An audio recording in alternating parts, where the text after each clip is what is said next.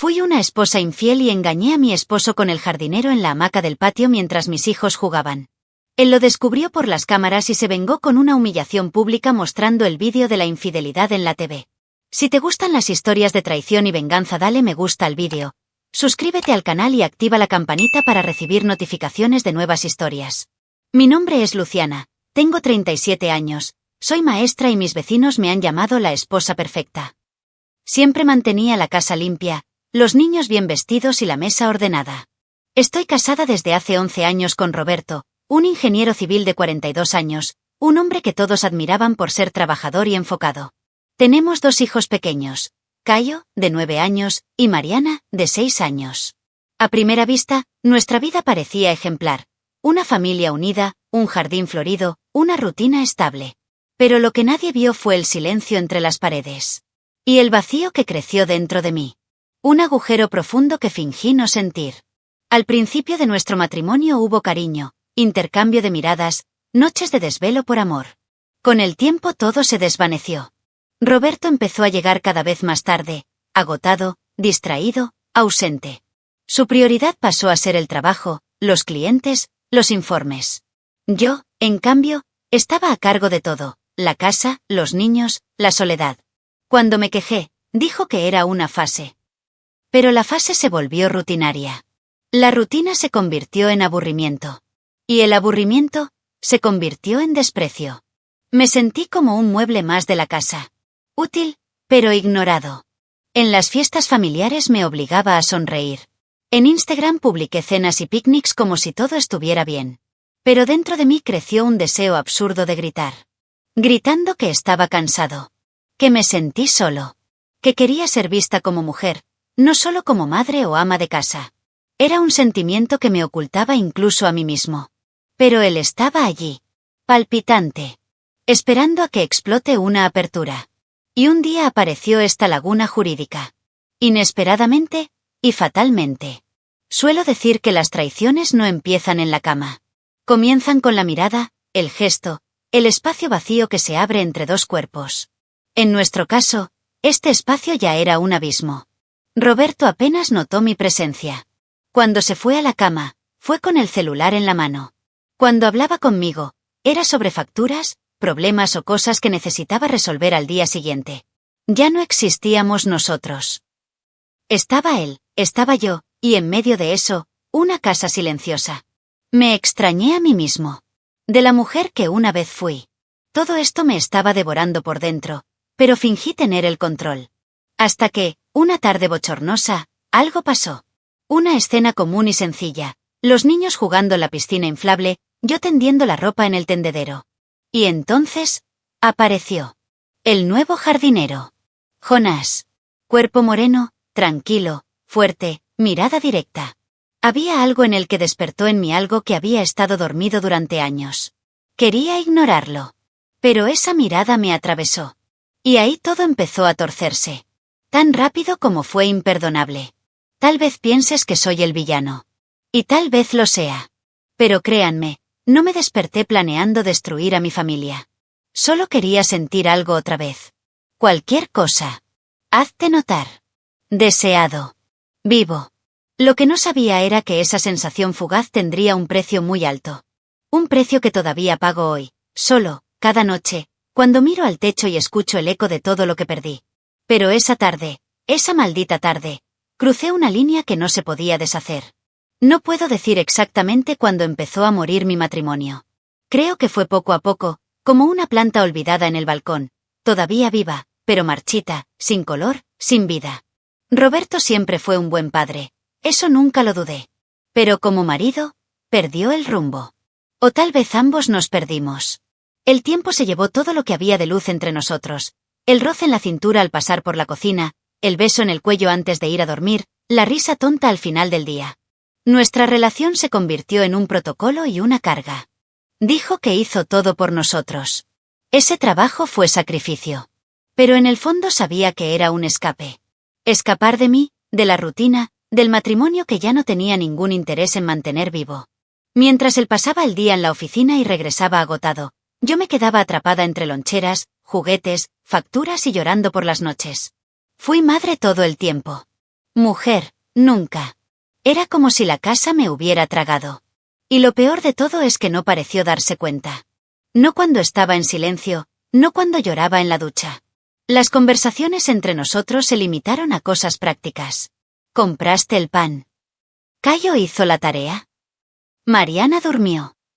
Nada sobre nosotros, nuestros sueños, deseos, planes o frustraciones. Podría desaparecer durante todo el día, y él ni siquiera se daría cuenta. Y al final de la noche, se tiraba en el sofá, jugaba algún juego y dormía roncando. Miré a ese hombre y me pregunté dónde estaba el chico del que me enamoré. ¿Dónde estaba Roberto que me hizo reír con tonterías y me agarró en la cocina porque sí?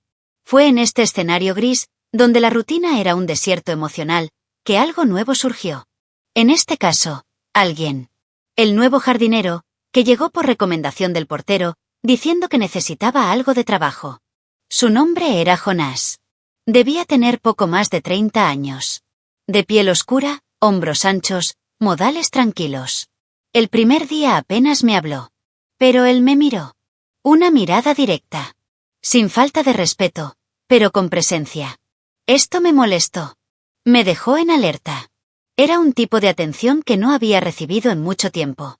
Con el paso de los días, Jonás demostró ser eficiente, discreto, casi invisible. Llegó, limpió todo, arregló las plantas, armó los juguetes de los niños y se fue. Pero las miradas continuaron. Y empezaron a hacerme pensar. Sentir. Vístete un poco más. Ponte lápiz labial, aunque sea solo para tender la ropa. Sabía que estaba mal. Pero también sabía que era humano. Y me sentí tan solo, tan olvidado, que cualquier chispa me parecía fuego real.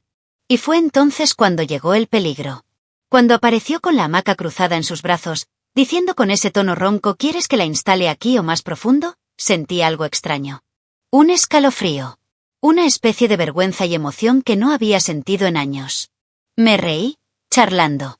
Pero por dentro algo ya ardía. Y lo más aterrador es que no luché contra ello.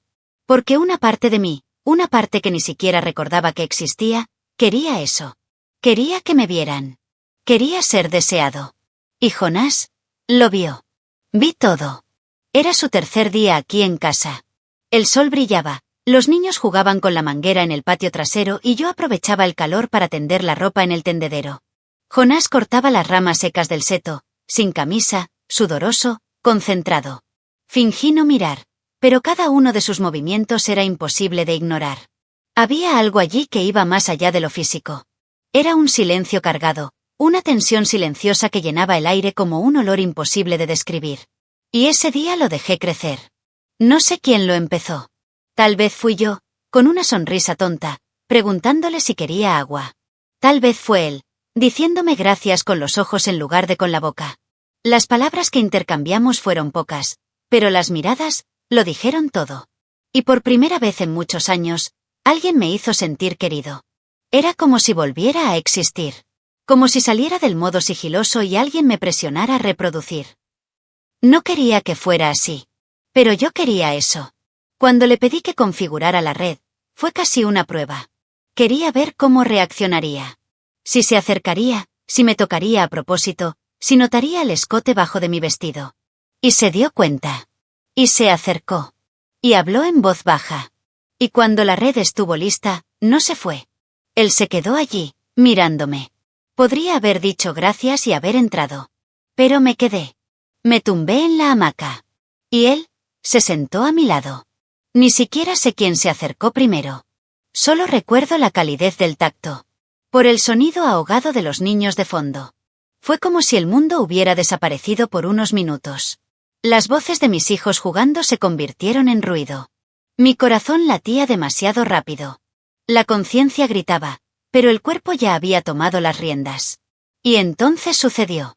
No hubo conversación, sin duda. Fue instinto, impulso, error y deseo. Ahí mismo. En la hamaca del patio trasero. La casa detrás de nosotros, los niños jugando cerca, el olor a jabón y hierba en el aire. Todo mal. Todo peligroso. Todo real. ¿Y yo? No me detuve. Me rendí. Fue rápido, sí. Pero fue brutalmente vívido. Cuando se sentó a mi lado, todavía dudé. Pero todo lo que hizo falta fue un ligero toque en mi muslo y me rendí sin luchar. Tiré del tirante de mi blusa hacia un lado, dejando al descubierto mi pecho, y él bajó la cabeza, como si tuviera sed. Luego, levanté discretamente la parte inferior del vestido, abrí espacio entre mis piernas, y casi automáticamente, me incliné sobre él. Hice con mi boca lo que ya no recordaba cómo hacer, como si mi cuerpo actuara en lugar de mi mente, y la red comenzó a balancearse, crujiendo lentamente. Cuando finalmente se acostó detrás de mí en la hamaca, ya todo estaba en llamas. Fue rápido, impulsivo, desesperado. Cuando terminó, se levantó en silencio y fue directo a la manguera. Abrió el grifo y empezó a lavarse allí mismo. Entré corriendo, fui directo al baño, me lavé compulsivamente, mis partes íntimas, mi boca, me quité las bragas, hice todo temblando. Después volví al patio y limpié la red con un paño como si estuviera borrando un delito. Pasé el resto del día en estado de shock. Preparé la cena, bañé a los pequeños, le sonreí a Roberto cuando llegó a casa y todo parecía normal. Pero dentro de mí era como si hubiera cometido un crimen y estuviera esperando castigo. Dormí mal. Soñé con cosas confusas. Me desperté sudando. Jonas no apareció al día siguiente y eso me produjo una mezcla de alivio y decepción.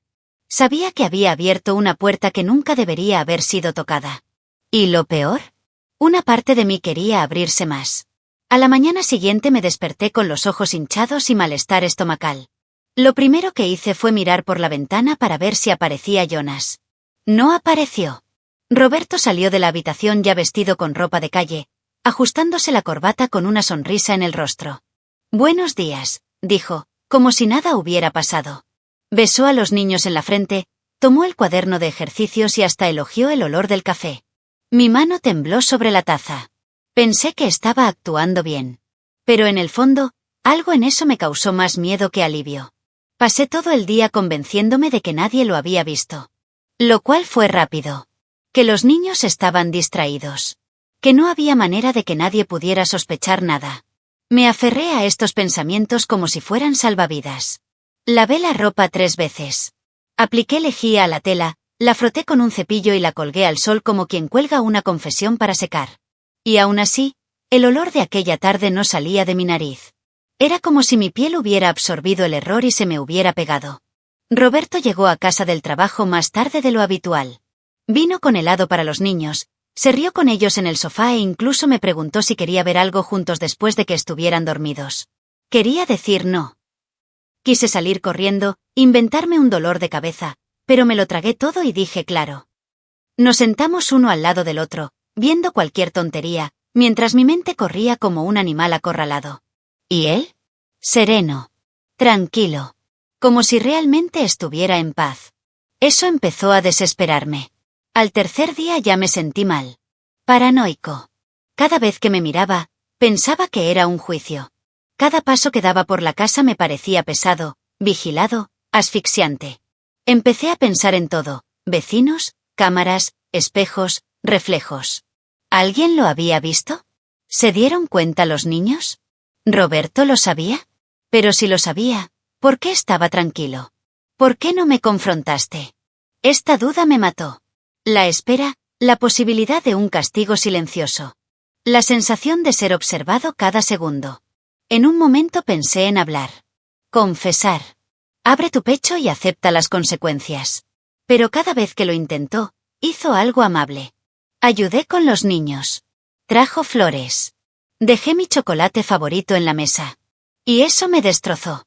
Porque si lo supiera, ¿por qué actuaría así? Estaba en ruinas. Dormí poco, comí mal, lloré escondida en el baño. Esa culpa me tragó como arenas movedizas. Pero él siguió sonriendo. Y cuanto más sonreía, más miedo me hundía. Hasta que el jueves me sorprendió con una invitación. El sábado vamos a hacer una barbacoa aquí en casa. Llama a tu madre, a tus primos, también vendrá la gente del trabajo. Él sonrió mientras lo decía. Una sonrisa tranquila, controlada, casi fría. Me obligué a sonreír, tratando de no dejar que mi rostro cayera. En ese momento, algo dentro de mí dijo: él lo sabe. Él solo está esperando. Y el sábado, ya estaba programado. Como un juicio silencioso. Y yo, ya me sentí condenado. El viernes, víspera de la barbacoa, apenas pude comer. Preparé la lista de compras temblando, con la cabeza dando vueltas, tratando de mantener la pose. Roberto se fue a trabajar con normalidad, pero antes de salir dejó dinero sobre la mesa con una nota. Ojo con el condimento de las costillas, va a ser un día especial. Tragué fuerte. Había algo extraño en la forma en que pronunciaba cada palabra. Un falso entusiasmo. Un brillo en los ojos que no era ligereza. Era cálculo. Mesurado. Como si alguien estuviera preparando algo. Fui al mercado, compré carne, refrescos, carbón, flores para el porche. Lo hice todo automáticamente, sin pensar, como si me guiara una fuerza externa. En mi cabeza se iban gestando 1000 escenarios. ¿Quiere humillarme delante de todos? ¿Me confrontará delante de los niños? ¿Tiene pruebas? Intenté alejar estas ideas, pero se me pegaron como espinas. Y aún con todo este miedo seguí haciendo de todo. Quizás por culpa. Quizás por cobardía. Cuando llegó a casa esa noche, se sintió más ligero.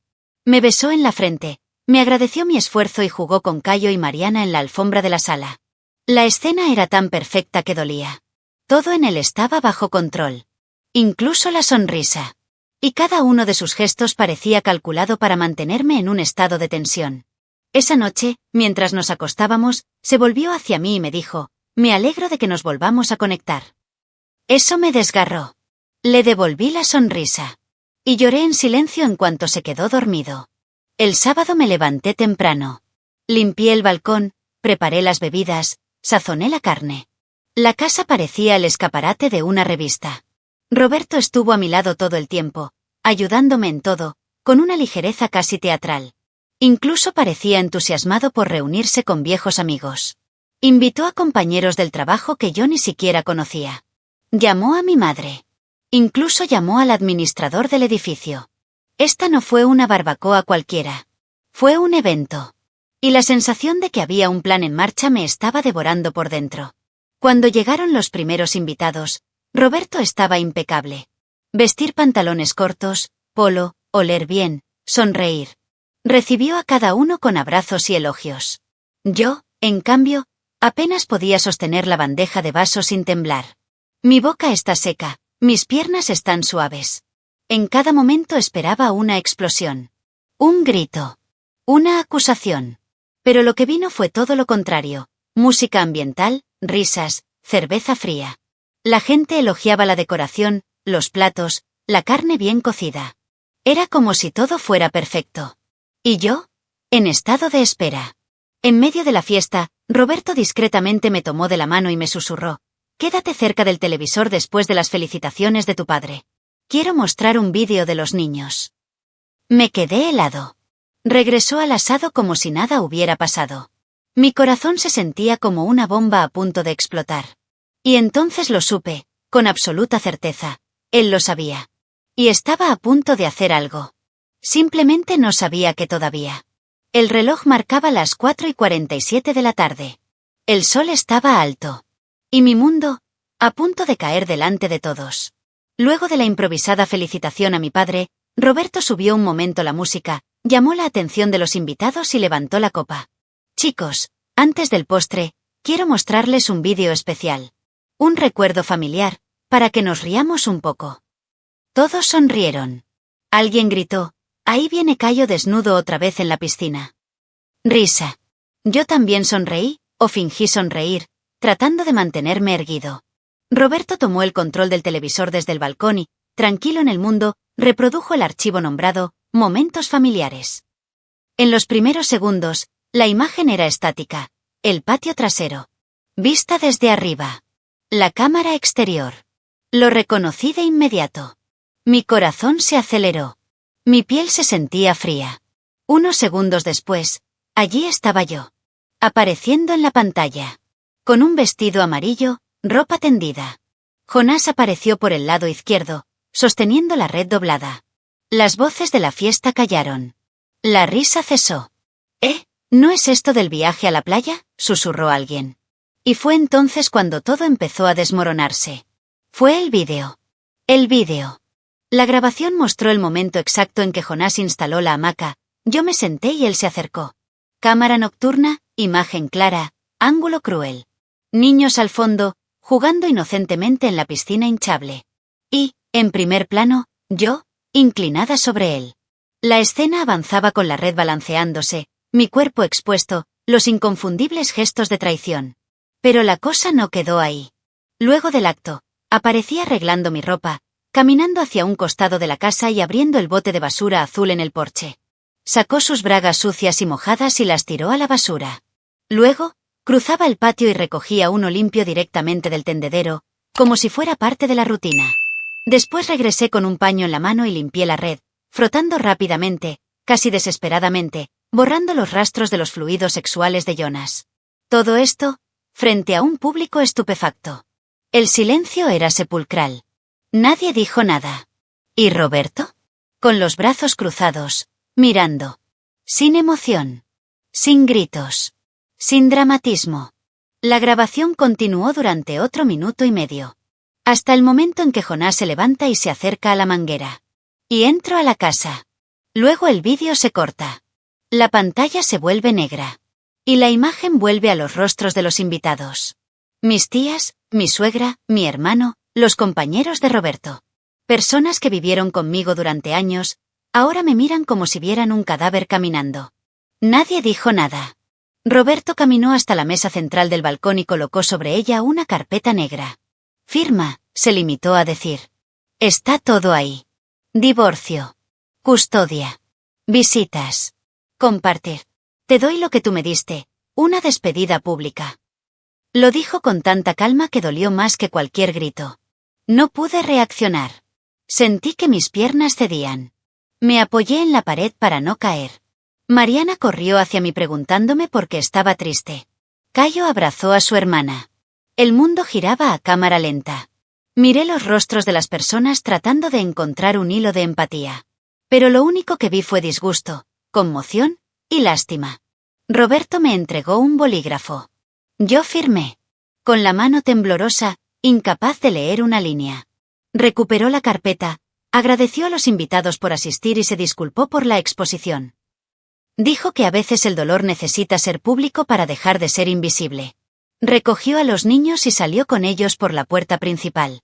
La música volvió a sonar de fondo, como burlándose de mí. Y me quedé allí, solo, en mi propia casa. Sucio de vergüenza, expuesto, sin suelo. Y con todas las miradas puestas en mí. El impacto del vídeo fue tan brutal que nadie reaccionó de inmediato. Solo hubo un silencio paralizante, como si le hubieran quitado el aire del porche. Mi suegra fue la primera en romper ese vacío, con un grito seco y agudo de horror. «¡Dios mío!», gritó, tapándose la boca con la mano. La madre de Roberto, que me trataba como a una hija, se cayó en la silla llorando a mares. Estaba temblando por todas partes, tratando de encontrar aire en mis propios pulmones. Los niños, ajenos al caos, seguían riendo en la piscina, salpicándose unos a otros con agua. Mis tías me miraban como si fuera un monstruo. Uno de ellos jaló a mi madre del brazo, susurró algo y ambos se alejaron de mí como si me quemara la piel. Vi a una compañera de Roberto usando su celular, como si le escribiera a alguien: «No vas a creer lo que estoy viendo». Y en medio de todo esto Roberto no dijo nada. Caminó hasta la mesa principal, tomó un maletín de cuero negro y, con practicada firmeza, lo arrojó frente a mí. «Firma», dijo con voz firme y sin dudarlo. Abrí la carpeta con manos temblorosas y vi los papeles. Divorcio. Custodia unilateral de los hijos. Informe de lo sucedido con impresiones de las imágenes. Incluso tenía los datos de contacto de su abogado marcados en amarillo. El golpe final llegó poco después. Levantó su copa y dijo en voz lo suficientemente alta para que todos lo escucharan: «Quería darle a mi esposa el mismo regalo que ella me hizo a mí, una despedida inolvidable». Algunos invitados bajaron la cabeza. Otros temblaron en shock. ¿Y yo? No pude decir una palabra. Mis rodillas cedieron y tuve que apoyarme en la silla. «Destruiste a nuestra familia. Ahora vas a vivir con los restos de ella». No gritó. No era necesario. Sus palabras cortan como una navaja. Alguien intentó intervenir, pero él levantó la mano. «Esto es entre nosotros». Ella eligió esta exposición. En ese momento me di cuenta de que mi dolor era público. Que mis hijos verían eso algún día. Que mi historia ahora era suciedad ante los ojos de los demás. Y lo peor, yo mismo había cavado este hoyo. Nadie me empujó. Nadie me obligó. Fui yo quien destrozó mi propia imagen. Vi a Jonas intentando enviar mensajes en mi teléfono celular. La pantalla se iluminó, una notificación tras otra. Pero no tuve el valor de abrirla. Esto ya no se trataba de nosotros dos. Se trataba de mí. Sobre lo que había hecho con toda una vida construida. Sobre las marcas que dejé en las personas que me amaban. Sentí que mi madre me lanzaba una mirada fulminante y, por primera vez en años, me di cuenta de que estaba avergonzada de mí. No hubo apoyo. No hubo recepción. Solo repulsión. Y silencio. Después de firmar, Roberto tomó los papeles, los metió dentro de la carpeta y me miró a los ojos por última vez. Te amaba. Pero ahora, solo siento pena. Les dio la espalda, llamó a Cayo y Mariana y salió por la puerta principal ante la mirada de todos. La calle estaba iluminada por el sol poniente. Caminó con los niños de la mano como si fuera el último acto de una obra de teatro. Y allí me quedé. Detener. En medio del balcón. Rodeado de gente. Pero completamente solo. Con vergüenza gritándome más fuerte que cualquier palabra. Firmar esos papeles fue como firmar mi certificado de finalización. No recuerdo haber leído una línea. La letra bailó ante mis ojos borrosos. El bolígrafo se me resbaló en la mano, pero Roberto no esperó. Recuperó la carpeta tan pronto como terminé la última firma y se fue sin mirar atrás. Esto no fue solo un divorcio. Fue un corte quirúrgico. Rápido, limpio, cruel. Y cuando la puerta se cerró, fue como si el mundo hubiera cambiado de color. Todavía había gente allí, pero todo parecía lejano. Frío. Estático. Minutos después, uno de los invitados, cuñado de Roberto, quien también era administrador de la propiedad, se acercó y le dijo con cara de vergüenza: «Será mejor que hoy no duermas aquí». La asamblea del condominio ya fue informada.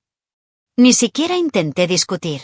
Subí las escaleras, empaqué algo de ropa en una mochila y salí por la puerta trasera.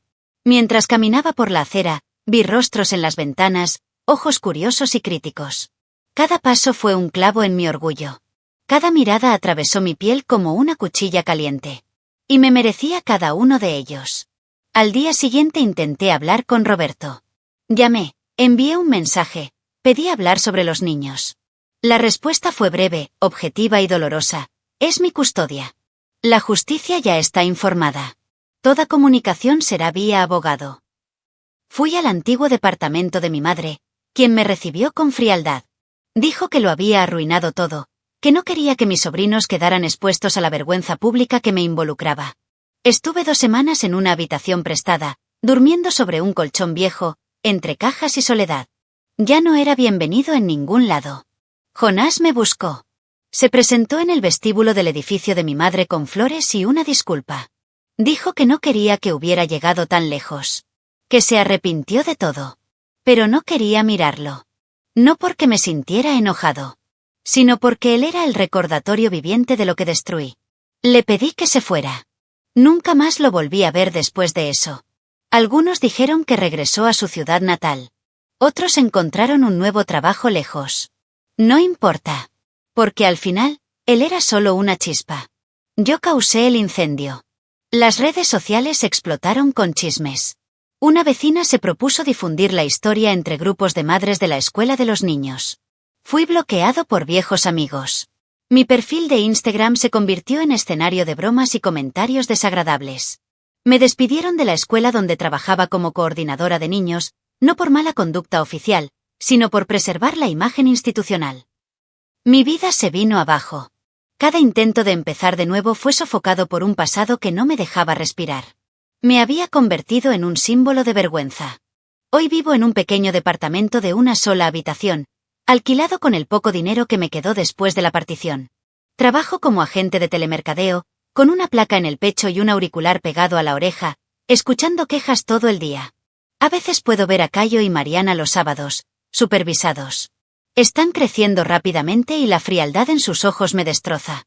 Roberto nunca dice nada malo de mí y tal vez eso duela aún más. Porque su falta de odio demuestra que me he vuelto insignificante. Hoy vivo sola en un departamento diminuto, en una calle tranquila con paredes tan delgadas que escucho a los vecinos discutir. El fregadero se atasca todas las semanas. El sofá es donado y mi colchón todavía tiene el plástico que vino de la tienda. Los días están en silencio. Las noches son pesadas. No tengo con quién hablar, ni con quien compartir el arroz quemado que preparo distraídamente. El eco de lo que perdí me acompaña en cada rincón de este lugar. Irónicamente, solo aquí me doy cuenta del tamaño de lo que tiré. Por un momento. Por un impulso. Roberto rehizo su vida. Compré una casa nueva.